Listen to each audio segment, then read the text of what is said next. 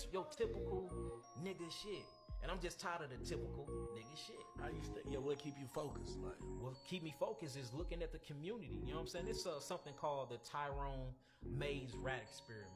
Y'all need to look that up. It's called the Tyrone's Mays Rat Experiment. It went down in 1940. He ended up getting it from another psychiatrist in 1840. It's called the Tyrone Mays Rat Experiment. And what they did was they took a few hundred rats, right?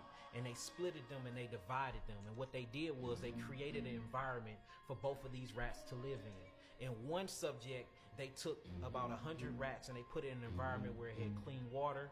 They put it in an environment where it had a right amount of space for the rats can, get, basically if they wanted to be by themselves, they could. They made sure that it was good food in there that didn't have any type of poisons put inside the foods. They even gave them space to breathe, to go upstairs, downstairs. They just gave them this abundant environment, right? They put these rats in there. Mind you, these are the same rats with the same genetical molecular structure, with nothing different. They both came from the same mama, the same daddy, the same family tree, right?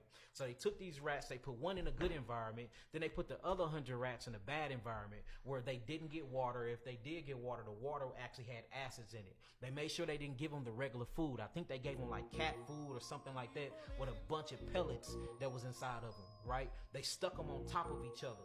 And they made sure that the space was very, very small. They never cleaned any poop out of the maze. They pissed out of the maze, and they left them in there. They left them in there for 4 months, and they watched how their behavior changed. They went back and they got the actual rats that came from the good environment, and they put them in the maze. They ended up going through the maze very, very fast. Then they ended up going to get the rats that they put in the bad environment and put them in the maze, and they didn't know how to even make it through the first section of the maze. So he like, maybe this is a coincidence. So he did it. So what he did was he switched the rats. He took the rats that was smart, that made it through the maze, that was in the good environment, and he put them in a bad environment. Then he took the rats that was in a bad environment, that was dummies that couldn't make it through the maze at all, and he put them in a good environment. He waited 4 months, then he took them back out.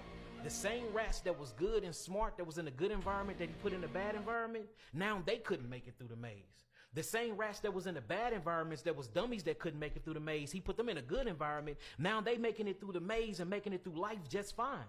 So he said, damn, it ain't the genetics. It ain't who these people is as individuals. It's the community. It's the environment that you put these biological entities in that changes the way they interact with their environment and with themselves.